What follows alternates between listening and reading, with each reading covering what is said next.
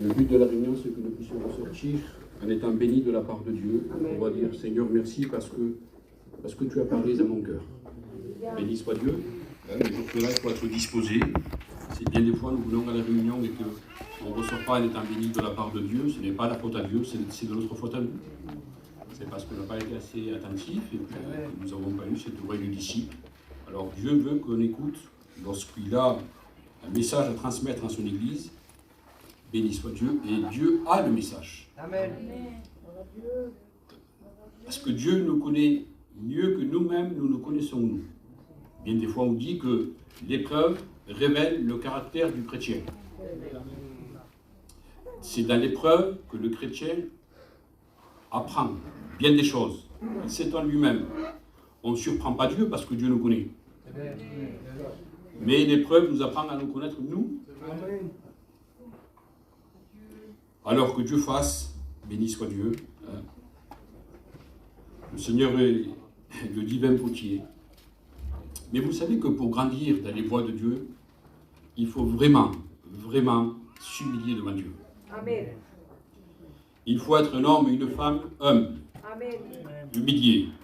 La Bible dit que l'orgueil précède la chute, mais l'humilité précède la gloire. Alors nous avons besoin de nous humilier devant Dieu, mais dans l'Église aussi. Dans l'Église aussi. La communion que nous devons entretenir, béni soit Dieu, elle doit s'exercer dans l'humilité et dans l'amour. Sans cela, il y a un esprit de rivalité qui rentre dans l'Église, et vous comprenez bien que ce sont des choses qui déplaisent à Dieu. Ce sont des choses, c'est une sagesse qui ne vient pas du ciel, c'est une sagesse qui est terrestre, charnelle, et cela déplaît fortement, je dis bien fortement, à Dieu. Alors, nous voulons plaire à Dieu. Amen.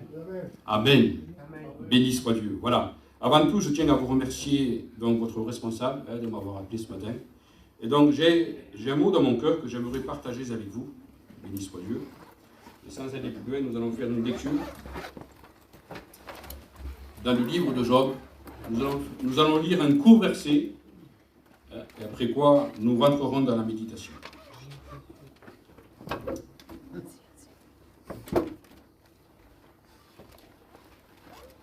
Voilà. Livre de Job, chapitre 20.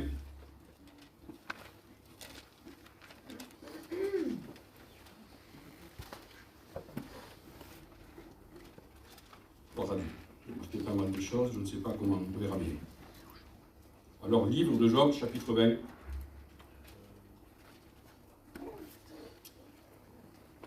Et nous allons nous entretenir ce matin sur une parole d'un des amis de Job. Vous savez que Job possédait 3 amis, Eliphaz, Sophar et Bildad. Et Sophar va aborder un sujet, et vous allez voir avec moi, livre de Job, chapitre 20, verset 29. Regardez les paroles de cet homme. Il va dire « Telle est la part que Dieu réserve aux méchants. Tel est l'héritage que Dieu lui destine. » Amen. Béni soit Dieu. On prie le Seigneur. Je vais demander à mon frère Bastien que tu t'appelles. Béni soit Dieu. Le livre de Job est un livre qui est classé parmi les plus anciens dans la parole de Dieu, parmi les 66 livres. Nous connaissons tous cette histoire, cet homme qui marchait avec Dieu, parce que Job avait ce témoignage devant Dieu, non pas aux yeux des hommes, bien sûr qu'il était considéré, mais ce qui est important, c'est que ce que Dieu pensait de lui. Et la Bible nous révèle que Dieu va rendre témoignage de Job en disant que c'était un homme qui était juste, intègre, il craignait Dieu, et bien sûr que lorsqu'il est question de craindre Dieu, la Bible dit que la crainte de l'Éternel, c'est de haïr le mal, c'est de rechercher la volonté de Dieu, c'est de rechercher à marcher avec Dieu, à s'attacher à Dieu, à l'aimer, à le suivre dans les bons et dans les mauvais jours. La Bible dit « Heureux l'homme qui craint l'Éternel ». Amen. Amen. Donc, il était juste, il craignait Dieu, il se détournait du mal, et Dieu l'avait béni. Amen. C'était un homme qui était béni de Dieu. Il avait prospéré, dans sa vie spirituelle, parce que tous les hommes le respectaient. Il était reconnu comme étant un homme qui marchait avec Dieu, et puis Dieu l'avait béni. Il avait un grand troupeau, il avait 7000 brebis, 3000 chameaux, 500 paires de bœufs et 500 ânesses. Il avait 7 fils, 3 filles, et puis il avait un joli foyer. Béni soit Dieu. Mais voilà qu'un jour l'épreuve vient frapper ce foyer, mais Dieu avait mis une limite dans l'épreuve. Parce que Dieu a le contrôle de tout. Amen. Dieu ne nous demande pas à nous de connaître tout et de comprendre tout. De toute façon, on est incapable. Il n'y a qu'une seule chose que Dieu demande à son Église. Vous savez qu'est-ce que c'est? C'est de lui faire confiance. Amen. C'est de garder la foi. Amen. Et voilà que le désastre donc vient frapper ce foyer-là, qui craignait Dieu, qui marchait avec Dieu. Et puis, quelle épreuve, Seigneur! Et puis, dans cette épreuve-là, sa femme se retourne contre lui. Vous savez que Dieu a créé la femme pour être le soutien de son mari. Je lui ferai une aide.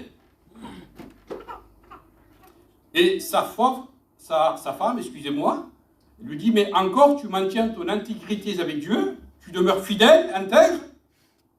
Il va dire, mais renie ton Dieu et meurs.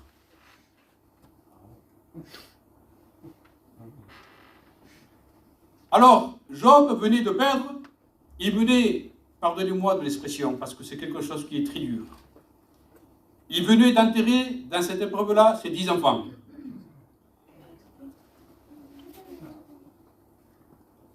Mesurons un peu le poids de l'épreuve. Il avait 7 fils et 3 filles.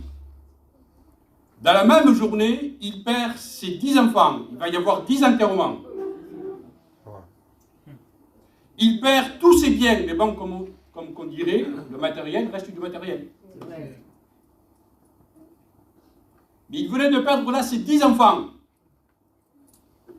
Son cœur était déchiré par le chagrin et la douleur. Et voilà qu'à ce moment-là, Dieu avait placé sa compagne à côté de lui pour être une aide. Il lui dit, mais encore, tu maintiens ton intégrité, renie ton Dieu et meurs. Et là, j'aimerais attirer votre attention, s'il vous plaît, ce matin, parce que c'est très important ce que je veux vous dire. À chaque fois que j'ai écouté parler de la femme de Job, ça a été toujours pour la traiter d'une femme d'insensée, parce que Job va lui répondre, femme insensée que tu es, nous recevrons de Dieu le bien et non pas le mal. On pourrait dire, mon Job, quel langage spirituel tu as. La Bible dit que même à ce moment-là, il ne pécha pas contre Dieu. Il resta fidèle. Mais lui, il reprend sa femme et puis il la reprend avec un caractère sévère. Et il lui dit, femme insensée que tu es. Et vous savez que selon l'expression de la parole de Dieu, le mot insensé veut dire fou. La Bible dit que l'insensé dit en son cœur, Dieu n'existe pas. Il renie l'existence de Dieu. Et lui, il va la traiter à ce moment-là, parce que apparemment il y a un sentiment de colère qui va se créer dans son cœur. Il va le traiter d'une femme folle. Et à chaque fois que j'ai entendu parler de la femme de Job, ça a été pour, en quelques mots, si vous voulez, lui jeter la pierre. Et ce matin, j'aimerais relever une vérité.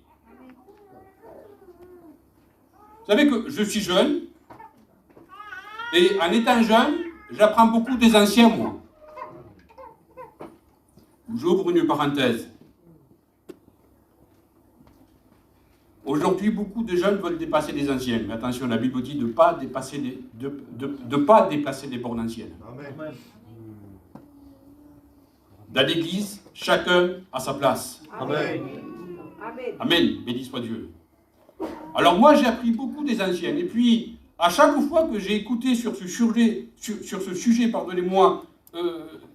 sur la vie d'un homme de Dieu, en moi, on m'a toujours appris des anciens qu'à côté d'un homme de Dieu, c'est s'est tenue toujours une femme de Dieu. Et si même si la Bible ne le dit pas, si Job était un homme qui était intègre, qu'il était juste et qu'il marchait avec Dieu, c'est parce que sa compagne était à côté de lui et l'accompagnait dans sa vie. C'était une femme de Dieu aussi. C'est ma conviction. Amen. Vous savez que quand la femme se met contre l'homme de Dieu, Paillon disait, je préfère affronter le diable en personne que ma femme. Parce que le diable, au nom de Jésus, il part loin de moi. Mais si ma femme se met à travers mon chemin, c'est-à-dire que si elle n'est pas convertie, c'est une femme qui est folle, qui ne veut pas suivre les voies de Dieu, je ne vais pas y arriver dans mon ministère. Vous comprenez maintenant? Cela veut dire, pour résumer le tableau, que si Job était un homme qui était intègre, qui marchait avec Dieu, qu'il craignait Dieu, c'est parce que sa femme aussi était une aide pour lui. C'était une femme de Dieu. C'était une femme de foi, qu'elle marchait avec Dieu. Mais là, écoutez-moi, elle venait de perdre ses 10 enfants. Comment ne voulez-vous pas qu'il y ait dans le révolte, dans le cœur de cette femme? C'est le cœur d'une mère, là, qu'elle vient de perdre ses 10 enfants, quelque part. C'est normal. Vous comprenez maintenant? Maintenant, j'aimerais poser une question à l'Église. Ne me répondez pas à moi, c'est entre vous et Dieu. Mais ça ne vous est jamais arrivé, vous, de dire une parole déplacée? Et même si la parole, on ne l'a pas dite, parce qu'on fait attention quand même de prendre soin du témoignage. Mais dans le cœur, la pensée n'y était pas? Ça ne vous est jamais arrivé, vous, de demander pardon à Dieu? Moi, je demande pardon à Dieu tous les jours. Amen. Amen. Alors, s'il vous plaît, arrêtons de lapider cette femme. C'était une femme de Dieu. Mais là, elle venait de perdre ses 10 enfants. Son cœur était brisé. Sa vie était brisée. C'est normal que à ce moment-là, il y ait un sentiment de révolte dans son cœur. Alors, qu'elle a manqué le respect à son mari, je vous l'accorde. Qu'elle s'est mal comportée à travers son mari, je vous l'accorde. Mais il faut la comprendre aussi. Qu'est-ce qu'il va dire Jean? Si nous disons que nous n'avons pas de péché, nous nous séduisons nous-mêmes et la vérité n'est pas en nous. Cela veut dire que est-ce qu'un chrétien ou une chrétienne pêche? Bien sûr. Involontaire. Attention, il ne vit pas dans le péché. Mais ça peut lui arriver de pécher. C'est pour ça que tous les jours que Dieu nous prête vie, nous avons besoin de nous présenter devant lui. Amen. Et de lui demander pardon. Amen. À travers notre caractère. Bien des fois, on pêche devant Dieu. On déplaise à Dieu. Parce que ce même Job, que là, cette femme, écoutez-moi, elle était arrivée à sa limite. Job, encore non. Il avait encore des réserves. Amen. Et puis nous voyons que ce même Job, que là, c'est un homme encore qui peut parler encore spirituellement, nous voyons que quelques versets plus loin, donc dans le chapitre 20, il y a quelque chose qui se produit en lui. Entre le chapitre 1er et le chapitre 20, un laps de temps s'est passé, et dans lequel Satan va s'acharner contre lui, ou même Satan va dire, bon d'accord, je reconnais que jusqu'à maintenant, il va dire à Dieu, il t'est quand même fidèle, mais laisse-moi le toucher un peu. Laisse-moi toucher un peu son corps. Et tu verras après par la suite. Et Dieu encore lui accorde cela. Il dit, mais attention, n'est pas en sa vie. Et c'est là que Job fut atteint d'une maladie répugnante. Que selon certains avis de certains spécialistes, il est question d'un cancer de la peau à un stade agressif, très avancé, qui fait ce que sa peau même pourrissait, pardonnez-moi de l'expression, il y a même des vers qui sortaient de sa peau. Je ne vais pas rentrer dans tout le détail. Il fut atteint depuis du pied ou la tête. Tout le corps était touché. Et puis voilà que cet homme qui possédait sa maison, qui possédait tout, il va être jeté là, dans un lieu où on déposait les ordures et les déchets de la ville.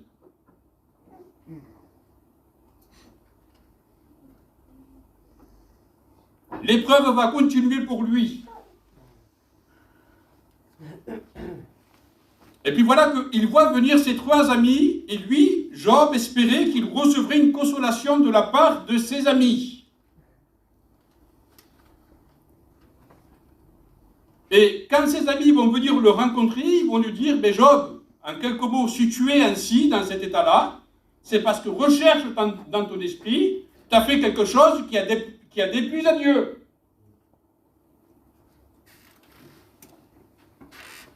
Et c'est dans ce sens-là que Tsophar va aborder le sujet sur la rétribution de Dieu. C'est-à-dire que Dieu bénit le méchant, mais qu'il châtie le juste.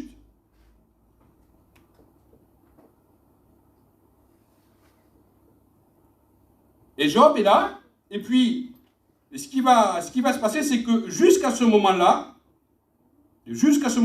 et par la suite, il va défendre sa cause. Il va dire que lui, il était innocent devant Dieu. Mais là, dans ce chapitre-là, sa foi va défaillir. Et il va dire le contraire. Alors au début, on voit que c'est un homme qui a beaucoup de patience, que malgré que l'épreuve là, il maintient sa fidélité, mais maintenant que lui, il est atteint par la maladie, et qui va traiter sa femme de folle, d'insensée, maintenant, quand lui, à son tour, il va être atteint de la maladie, lorsqu'il va atteindre ses limites, parce que nous avons tous nos limites, il va commencer à prononcer des paroles d'insensé. Et il va contredire le fait que Dieu bénit le juste et qu'il châtie le méchant. Et il dit non, il va faire un raisonnement à lui, il va dire non, ce n'est pas ainsi.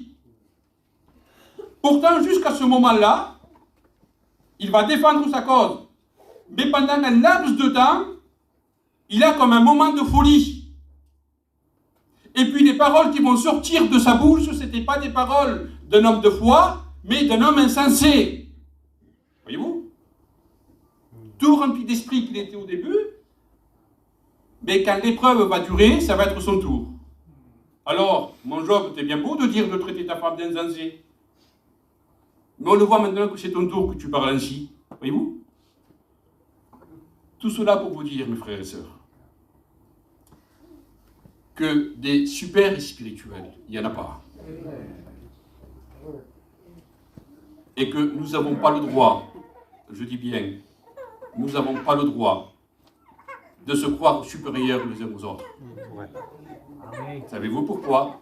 C'est de l'orgueil. Voilà pourquoi que l'homme de Dieu, l'apôtre Paul, disait, si je suis ce que je suis, c'est pas grâce de Dieu. Amen.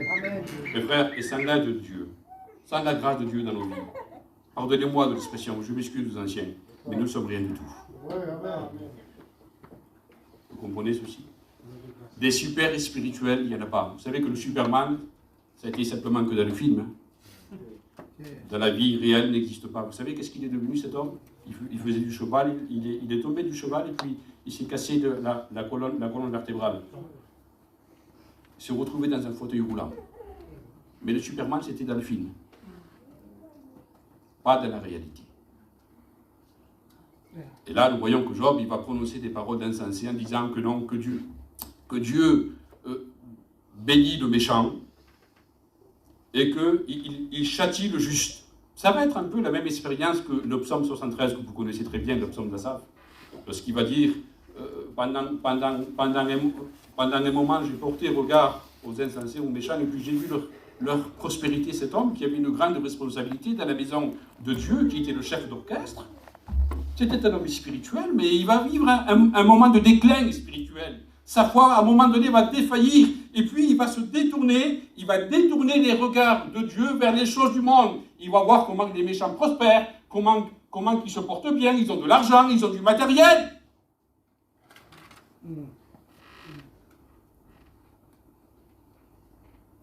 Il avait détourné les regards de Dieu. Et il va porter ses regards vers le monde. Et cela va avoir un impact sur son âme, sur son esprit. Vous comprenez ceci? Voilà pourquoi que Jésus va dire « L'œil est la lampe du corps ». Si ton œil est en bon état, tout ton corps sera éclairé. Amen. Amen, béni soit Dieu. C'est-à-dire l'esprit et l'âme. Voilà pourquoi que dans l'Épître aux Hébreux, il est écrit « Ayez le regard fixé sur Jésus ». Amen. Alléluia. Que le nom du Seigneur soit béni et glorifié. Et Asaph, il a vécu exactement la même expérience. Il va porter les regards aux insensés, aux inconvertis, puis il va voir leur prospérité, et puis il va dire, mais jusqu'au jour où je suis rentré dans la présence de Dieu. Et que là, j'ai vu réellement le sort final des méchants. Je ne sais pas comment elle est ta vie spirituelle, mais j'aimerais te dire ce matin que tu peux rentrer dans la présence de Dieu. Amen. Dieu veut se révéler dans ta vie, en seul fin que tu vois les choses spirituelles. Quelle est la part que Dieu réserve pour ses enfants? Quelle est la gloire, l'héritage que Dieu nous a réservé dans les cieux?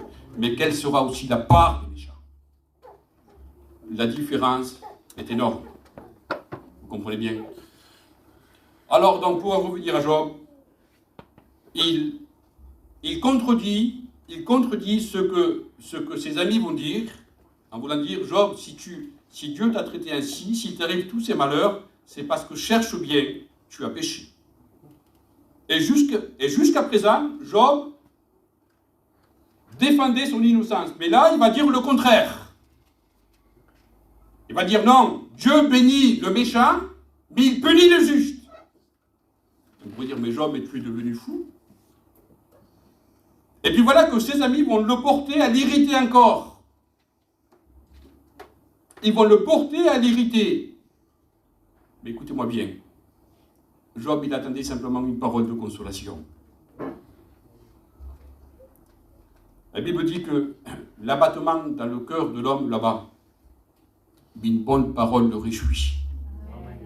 De ce que Job attendait de la part de ces amis-là, c'est qu'il soit une aide pour lui. Parce que j'aimerais vous dire que dans l'œuvre de Dieu, nous avons besoin de nos frères, de l'aide de nos frères et de nos sœurs. On n'est pas solitaires, nous, dans l'œuvre de Dieu. Vous comprenez bien ça? Vous êtes tous indispensables dans le travail de Dieu. Béni soit Dieu. Mais attention, il faut que ce travail soit fait dans l'amour de Dieu, et je vais en revenir tout à l'heure. Béni soit Dieu, que le nom du Seigneur soit béni et glorifié. Donc, ils vont insister, et à un moment donné, Job va dire, écoutez, vous êtes des consolateurs, fâcheux. Mais j'aimerais vous dire quelque chose ce matin. Quand la source est amère, parce que Jésus va dire, c'est de l'abondance du cœur que la bouche parle. Oui ou non? Amen. Quand la source est amère, l'eau est inconsommable. Comment voulez-vous qu'il puisse jaillir d'une source amère de l'eau douce? Ça n'existe pas. Et quand le cœur est mauvais,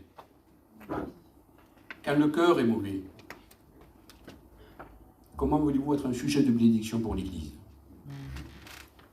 Vous savez qu'avec le péché, il faut s'attaquer à la racine. Il faut traiter le cœur. Il va dire, vous êtes des consolateurs fâcheux. Non pas une aide, mais vous êtes une épine. Alors, c'était des hommes qui connaissaient très bien la Bible, puisque ceux qui vont dire, ça va être quand même des vérités.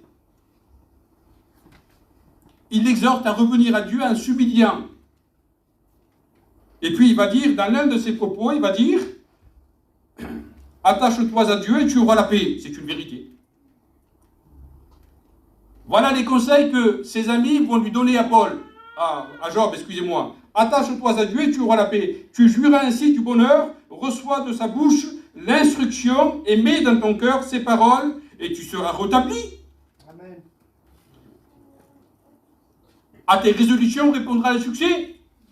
Ce sont des vérités. Oui ou non? Oui, mais attention. C'était des vérités qui étaient dites sans l'amour. C'était une connaissance qui servait à écraser son collègue. Et voyez-vous ces choses-là? Parce que la Bible est une arme qui est redoutable. La parole de Dieu est comparée à une épée à double tranchant. Et lorsqu'on cite la Bible, on manipule l'épée. Mais attention, que tu aies de la connaissance, c'est bien, béni soit Dieu, parce qu'il y en a qui connaissent très bien leur Bible. Et béni soit Dieu, il faut être instruit de la parole de Dieu. Mais se servir de cette connaissance-là pour écraser son frère, cela, ce n'est pas le langage du chrétien. Amen.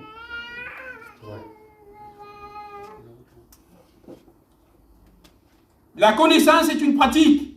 La vie de l'esprit en est une autre. La vie de l'esprit, elle repose sur l'amour de Dieu.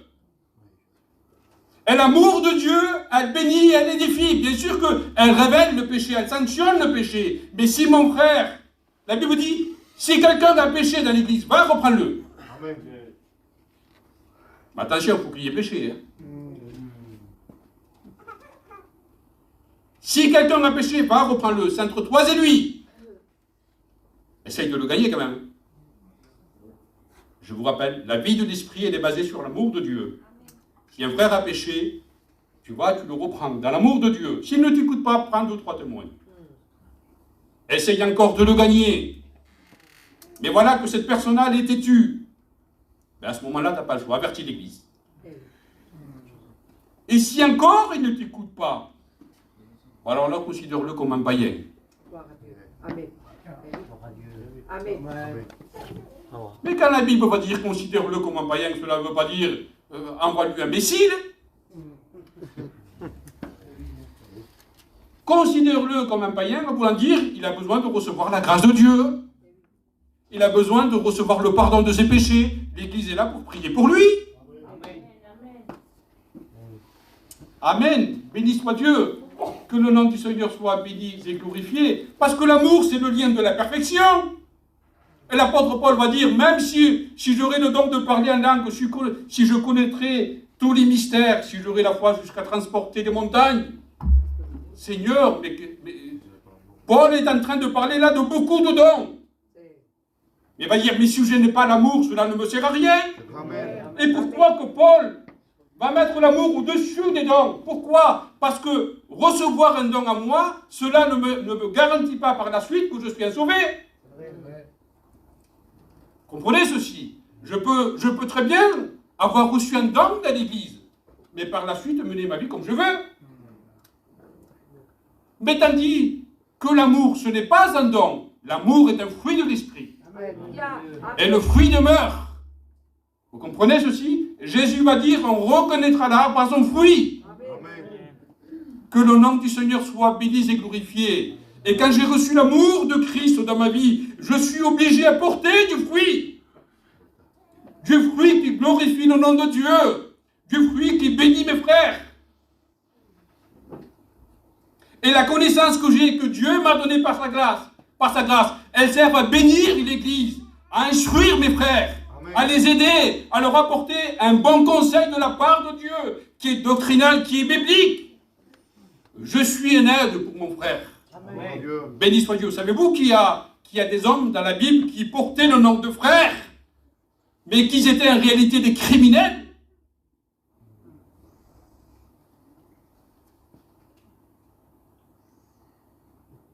Il y a un homme dans la parole de Dieu qui n'avait pas compris cela, qui n'avait pas compris qu'il devait aimer son frère. C'était Caïn. Et pourtant, il porte le nom de frère. Il avait tué son frère, lui. Pourquoi? Parce que ses œuvres étaient mauvaises. Que Dieu nous aide. Jésus va dire, parce que l'iniquité sera accrue, l'amour d'un plus grand nombre se refroidira. Aujourd'hui, dans la maison de Dieu, et ce matin, pardonnez-moi de l'expression, mais je veux dire la vérité, dans l'amour de Dieu, mais dans la vérité. On vit des temps de famine dans la maison de Dieu. Amen. Alors, de la connaissance, vous en voulez, vous? Aujourd'hui, il y a des garçons que ça fait 2 ans qu'ils prêchent, et quand je les écoute prêcher, je suis espanté. Béni soit Dieu, parce que nous avons besoin des hommes comme ça, qui sont instruits dans la parole de Dieu. Mais n'oublions pas, c'est que par-dessus toutes ces choses, va dire l'homme de Dieu, revêtez-vous de l'amour, qui est le lien de la perfection. L'amour ne fait point de mal à son prochain. Amen, béni soit Dieu. Que le nom du Seigneur soit béni et glorifié. Écoutez, accordez-moi encore quelques minutes, Amen. Mais je suis obligé de continuer. Amen. Béni soit Dieu. À un moment donné, cet homme, selon le corps de Dieu qui était David, va passer par une épreuve aussi. Et puis voilà que dans cette épreuve-là, David avait un ennemi à ce moment-là, qui était son supérieur, qui était le roi Saül. Et puis Saül l'envoyait de partout, et puis l'histoire nous apprend que David, là où il allait, il réussissait, parce que l'Éternel était avec lui. Amen. Et puis c'est à partir de ce moment-là que sa popularité va grandir dans Jérusalem, et puis lorsqu'ils vont le voir, les filles de Jérusalem sortaient, et puis ils chantaient en l'honneur de David, et puis ils disaient « Saül a tué ses 1000 et David a tué ses 10 000 ». Donc sa popularité grandissait, et puis voilà que Saül fut pris de jalousie, parce que l'Éternel avait rejeté Saül, mais Dieu s'était choisi un homme selon son cœur, le jeune David. Et puis il prit résolution à ce moment-là de lui faire du mal. Saül va dire dans son cœur, il ne le manquerait plus que la royauté maintenant. La jalousie est mauvaise. Et puis voilà que dans ces jours-là, on devrait célébrer une fête là-bas à Jérusalem, là-bas. Et puis David devait être assis à côté de Saül. Mais il savait que Saül voulait lui faire du mal. Alors il dit, Jonathan, il parle à son fils. La Bible dit que Jonathan aimait David comme son âme. Et quand on aime l'œuvre de Dieu, si j'aime mon frère, j'aime l'œuvre de Dieu. Amen. Mais à quel point il a aimé? Et David va discuter avec son frère, ou avec son ami, Jonathan. Il va lui dire, écoute Jonathan, demain il va y avoir une fête. Et je devrais m'asseoir à côté de ton frère. Pardonnez-moi, à côté de ton père Saül. Laisse-moi m'en aller. J'irai me cacher là-bas dans les champs. Et si ton père remarque mon absence, avertis-moi. Jonathan reprend, lui dit, écoute, David, mon père remarquera ton absence. Il dit, écoute, tu vas te cacher là-bas, dans un endroit près d'une pierre. Là-bas. Et si cela est le cas, je t'avertirai. La Bible dit que le jour de la fête est venu, il y avait le roi Saül, il y avait son cousin qui était Abner, chef de son armée. L'armée était là présente, et puis Saül va remarquer l'absence de David. Et il fut animé d'une grande colère, il va dire qu'on amène chercher David car il est digne de mort. La Bible dit, écoutez-moi bien, qu'à partir de ce jour-là, Jonathan, à la rencontre à David, lui dit, David, va te cacher là-bas, et je t'enverrai un message. Quel était ce message? Je vais venir avec un enfant, je vais tirer 3 flèches là-bas, près de la pierre. Si je dis à l'enfant, va chercher les flèches qui sont devant toi, tu peux revenir, parce qu'il y a paix pour toi. Mais maintenant, si je dis à l'enfant, va chercher des flèches qui sont loin devant toi, à ce moment-là, va-t'en, parce que c'est l'Éternel qui te rejette. Et là où j'aimerais en venir, c'est que si à ce moment-là, je vous dis cela pourquoi? Parce que à ce moment-là, Saül était roi d'Israël. Si Saül était roi d'Israël, Jonathan était le prince. Et l'héritage lui revenait à lui. Alors malgré que Jonathan était conscient de cela, mais comme c'était un homme qui avait reçu l'amour de Dieu dans son cœur, il va regarder l'œuvre de Dieu parce que Jonathan était conscient que David était le choix de Dieu. Et il va mettre l'œuvre en avant ses intérêts à lui personnels. Écoutez, en ce temps-là, devenir roi, être prince, c'était quand même quelque chose.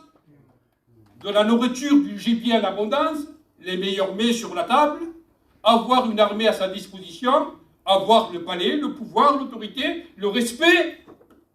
Mais c'était quelque chose de formidable. Jonathan aurait pu très bien dire, mais écoute, je te remercie, Seigneur, de m'avoir privilégié quand même, de savoir que je suis le successeur de mon père Saül. Mais il savait dans son cœur que le choix de Dieu était David. Et il va faire passer l'intérêt de Dieu avant le sien. Alléluia. Vous savez pourquoi? Béni soit Dieu, parce qu'il vivait dans l'amour de Dieu. Amen. Et aujourd'hui, j'aimerais attirer votre attention sur un point qui est primordial. Aujourd'hui, ce qui freine, je dis bien malheureusement et bien souvent, ce qui freine l'œuvre de Dieu, c'est que l'homme regarde plutôt ses intérêts que l'œuvre de Dieu. Alors je suis d'accord pour faire cela, ce travail-là, mais attention, si ça va dans mon intérêt. Mais si ça contredit mes intérêts, alors là, alors bien sûr que l'œuvre de Dieu se fait par la suite. Mais cela ralentit le plan de Dieu. Vous comprenez cela? Donc il y a un Jonathan, il y a un David, et puis nous voyons que ces deux hommes-là, il va y avoir une bonne collaboration parce qu'ils étaient animés d'un même sentiment, d'un même amour. L'œuvre de Dieu va se réaliser. Dieu va bénir, que le nom du Seigneur soit béni et glorifié. Le choix de Dieu, la couronne, c'était David. Jonathan, c'était l'aide. Et voyez-vous, dans l'œuvre de Dieu, il faut des David, parce que David était un leader. Dieu l'avait choisi pour cela. Mais Jonathan, son frère, était à côté. Et dans l'œuvre de Dieu, nous avons besoin des hommes comme David, des hommes de direction, des hommes de grande responsabilité. Mais n'oublions pas que les Jonathan, il faut qu'ils soient aussi à leur place. Les Jonathan sont ainsi aussi indispensables que les David dans l'œuvre de Dieu. Maintenant, le problème apparaît quand il y en a qui veulent être que des David, mais ça ne marche pas non plus. Si Dieu t'a choisi, que Dieu te bénisse. Mais si Dieu te veut en tant que Jonathan, ben reste le Jonathan. Et aide ton frère, aime-le. Si telle est la volonté de Dieu, Jésus va dire, aimez-vous les uns et les autres. Jésus a laissé un critère, parmi beaucoup. Concernant la véritable Église. Parce qu'aujourd'hui, il y a beaucoup d'imitations. Un seul critère, il va dire, on reconnaîtra tous que vous êtes mes disciples. En quoi? En ce que vous avez de l'amour les uns pour les autres. Béni soit Dieu. Que le nom du Seigneur soit béni et glorifié. Et quand on a reçu l'amour de Dieu, on ne regarde pas notre intérêt. On ne regarde plus maintenant l'autre intérêt. Ça, c'était avant de rencontrer Dieu. La seule chose qui comptait dans notre vie, c'était nos intérêts à nous. On vivait sans Dieu, c'était normal. Mais aujourd'hui, puisque l'amour de Dieu a été déversé par le Saint-Esprit dans notre vie, on doit regarder l'intérêt aussi de nos frères, de nos sœurs. Béni soit Dieu. Et pour cela, il faut s'humilier. Il faut être des hommes et des femmes humiliés. Et Jonathan va protéger David parce qu'il l'aimait comme son âme. La Bible dit qu'il va prendre un jeune garçon. Il va tirer 3 flèches dans la direction où David se trouvait. Le jeune garçon ne comprenait rien, lui. Le jeune garçon ne comprenait rien du tout. C'était un langage qui était spirituel. C'était un langage qui était spirituel, qui était animé par 2 hommes qui étaient dirigés par l'amour de Dieu. Et puis, le courant, malgré que l'épreuve était là, malgré que le danger était là, malgré que l'ennemi était là, mais l'amour triomphe toujours. Et puis Jonathan, il va tirer 3 flèches en direction de David, et puis il va crier fort, il va dire, va chercher des flèches qui sont loin devant toi. David avait entendu cela.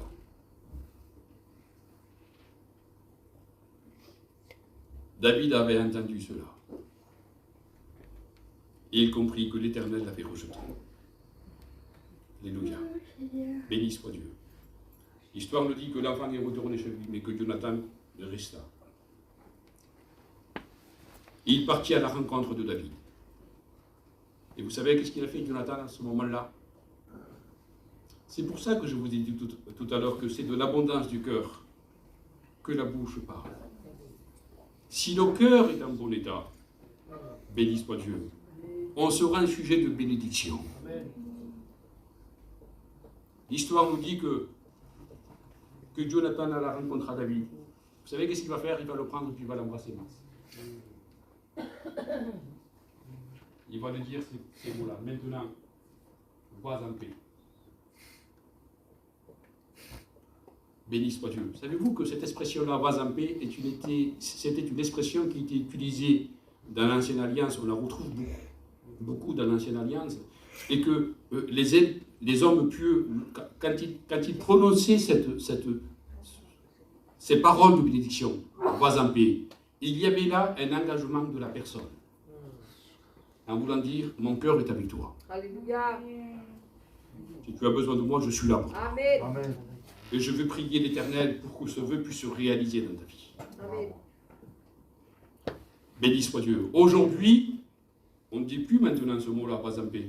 C'est une expression qu'on n'entend plus. On dit plutôt, ça va mon frère, oui, que Dieu te bénisse. Alors, avoir le langage du chrétien, c'est bien beau. Il faut l'avoir. Puisqu'on a pu dire sur Pierre, Pierre, tu es un des leurs. Et puis il va dire, non, je ne suis pas. À ce moment-là, il avait peur. Et puis l'autre dit, non, non. Ton langage te fait reconnaître. Donc, il faut avoir le langage du chrétien, béni soit Dieu. Mais si le cœur n'est pas régénéré, Jacques va dire, à quoi bon de dire qu'on a la foi si on n'a pas les œuvres? Si tu vois ton frère qu'il est dans le besoin, David était dans le besoin là, et que toi tu le vois, mais que tu as la possibilité de l'aider, tu as la possibilité d'intervenir,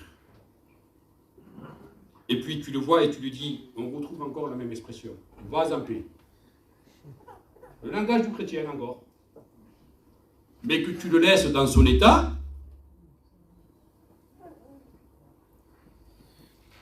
Jacques va dire à quoi cela sert-il? De dire mon frère ça va, oui, que Dieu te bénisse. Oui, mais derrière tu le critiques. Ton frère là que tu vois là, il est dans le besoin, il a besoin d'un coup de main, il a besoin que tu le rendes visite, que tu lui apportes une parole de consolation. Son cœur, il est brisé. Tu peux le faire, mais tu ne le fais pas. Mais tu gardes quand même le langage du chrétien, ne vas en paix. Que Dieu te bénisse. Alors Jacques va dire, mais à quoi cela sert-il? Il en est de la foi comme ça les œuvres. La foi sans les œuvres, elle est morte. Et cela ne satisfait pas Dieu. Voilà pourquoi que la Bible va dire à un moment donné, parlez, mais attention, agissez. Béni soit Dieu. Amen. Que le nom du Seigneur soit béni et glorifié. Aujourd'hui, on vit des temps, pardonnez-moi l'expression, où on parle beaucoup. Beaucoup de choses sont dites, mais il y a très peu d'action. Alors que Dieu nous aide. Amen. Que Dieu nous aide. À tes résolutions, on répondra de succès. Nous avons besoin de prendre des bonnes résolutions. Amen. Béni soit Dieu. Que le nom du Seigneur soit béni et glorifié. Et pour cela, donc, il faut être des hommes d'esprit. Béni soit Dieu. D'être conduit par l'amour de Dieu, par l'esprit de Dieu. Parce que Paul va dire à un moment donné que la lettre tue. Et nous n'avons pas besoin de ces hommes-là. Nous avons besoin des hommes qui soient des hommes et des femmes, mais remplis de l'esprit. Béni soit Dieu, car la lettre tue, mais l'esprit vivifie et fait du bien. Béni soit Dieu, que le nom du Seigneur soit béni et glorifié. Voilà pourquoi que l'apôtre Paul va dire à un moment donné, qu'il ne sorte de votre bouche aucune parole mauvaise, mais s'il y a lieu de quelques bonnes paroles qui servent à l'édification.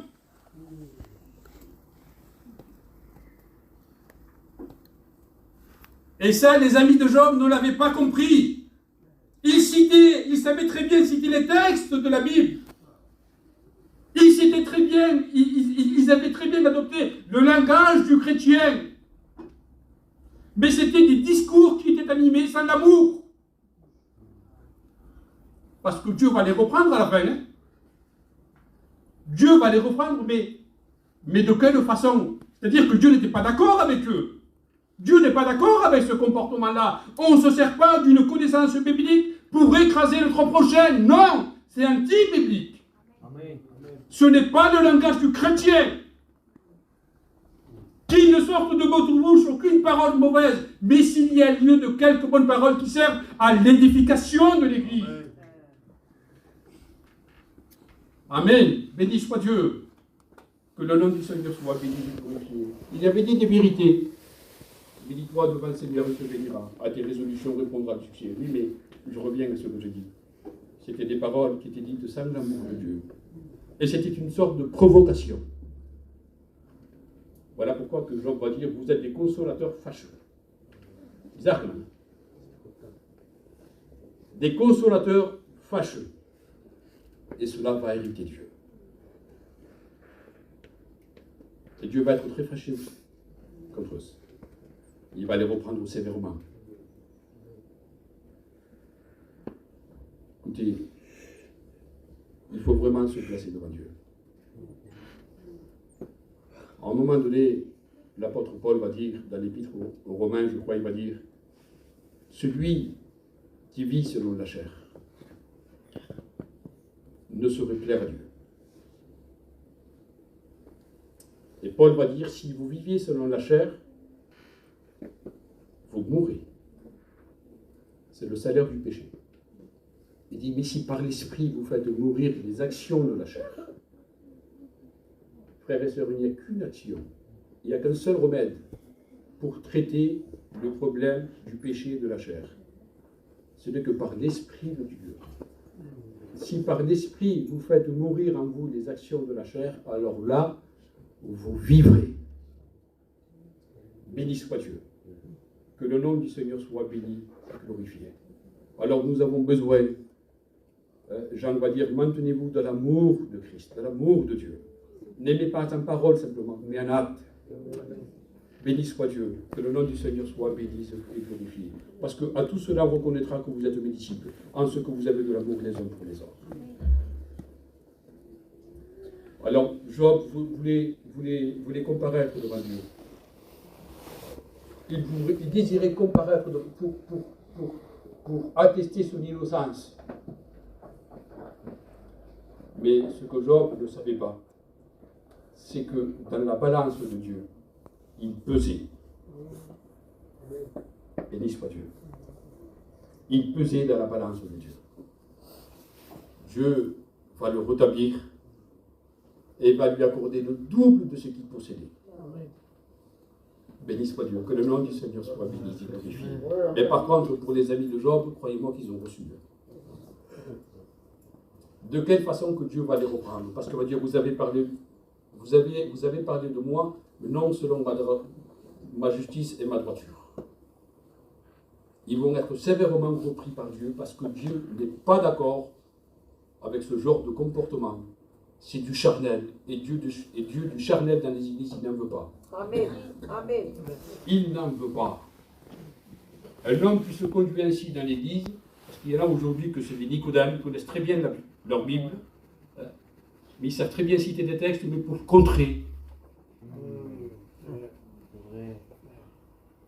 Pour porter à hériter, comme une sorte de provocation. Et c'est un langage qui n'est pas basé sur l'amour de Dieu. Et cela n'édifie pas l'Église. Au contraire, cela provoque de la division, des disputes.